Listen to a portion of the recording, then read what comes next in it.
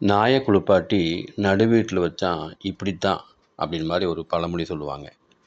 அன்பானவர்களே, செல்ல பிராணியுடன் எப்படி பழக வேண்டும், எந்த அளவுக்கு பழக வேண்டும் என்று சொல்லி ஒரு லிமிட் இருக்குது.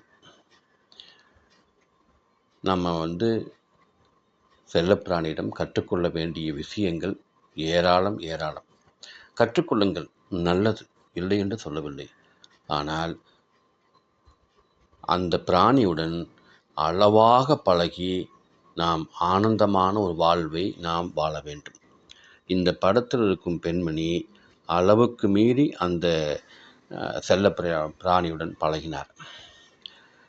அந்த செல்ல பிராணியுடைய உமிழ்நீர் இந்த அம்மாவுடைய சரீரத்தில் பட்டதால் இந்த அம்மாவுக்கு 2 கால்களும் 2 கைகளும் எடுக்கப்பட்டதை நீங்கள் படத்தில் தெளிவாக பார்ப்பீர்கள். அன்பானவர்களே, மனிதனோடு பழகுங்க, ஏழைகளோடு பழகுங்க.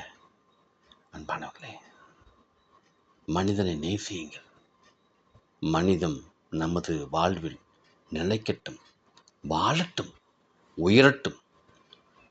ஆம் அன்பானவர்களே, தர்மையான காலை வேளையில் சிந்தியுங்கள். யாரை எப்படி பழகணும் அப்படிங்கிறத கொஞ்சம் யோசித்தாலும் நம்ம மனிதனை அன்பு செலுத்தலாம். இல்லாதவர்களுக்கு கொடுங்கள். நண்பர்களை நீங்கள் என்கரேஜ் பண்ணுங்கள், மோட்டிவேட் பண்ணுங்கள். உங்களுக்கு அதிகமாக பணம் இருந்தால் உங்கள் நண்பர்களுடைய குழந்தைகளை படிக்க வையுங்கள். பல வகைகளில் நாம் அன்றைக்கெலாம் இது பண்ணலாம்.